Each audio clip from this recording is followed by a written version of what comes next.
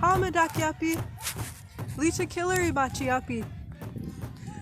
Hello relatives and friends, my name is Lita Killer. I am an Oglala Lakota and a Rikara mother and Unci, a grandmother. Now I have a Takoja, a grandson. In my life, my calling has been to work with children. So standing up for future generations has also been my calling.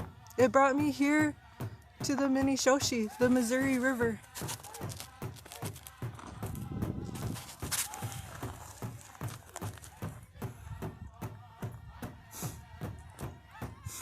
When you stand up for what is right, it can be harder than anyone thinks. Yesterday, my love Steve Martinez stood his ground as a Grand Jury Resistor regarding the movement at Standing Rock. He refused to speak, invoking the Fifth Amendment. Feds can twist words into what they want, as my family learned from the second Wounded Knee. Steve has the strength of his Pueblo roots, where as a youth he helped write the Aztec Report and did Murals vs.Graffiti with fellow youth. Steve is also a United States Marine veteran. We met at Standing Rock and stood by one another for Unci Maka, Grandmother Earth, and Ni water for future generations.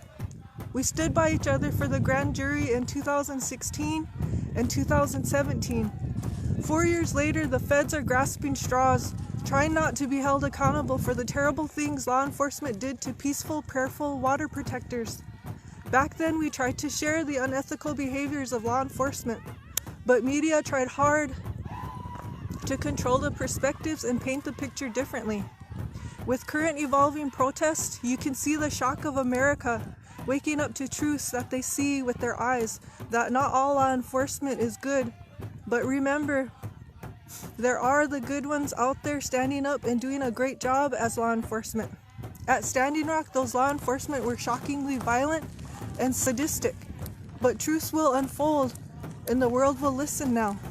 Standing Rock may have been 4.5 years ago, but it's not over. Seeds of awareness and unification spread all over the world for voices to speak out and for the importance to protect our natural resources for all our future generations worldwide, as water is all connected, with clean water as an utmost importance. With Steve invoking his Fifth Amendment right, the court decided to imprison Steve, trying to force him to talk.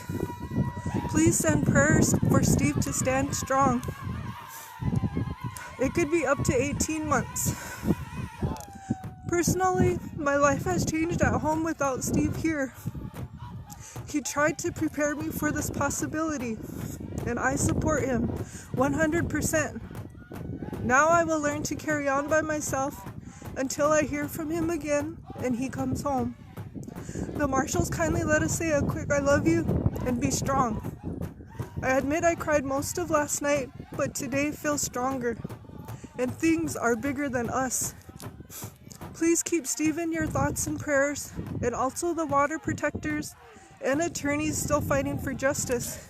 Pilami Aye. Thank you. Miniwatoni. Water is life. Madakue Ayasin. We are all related.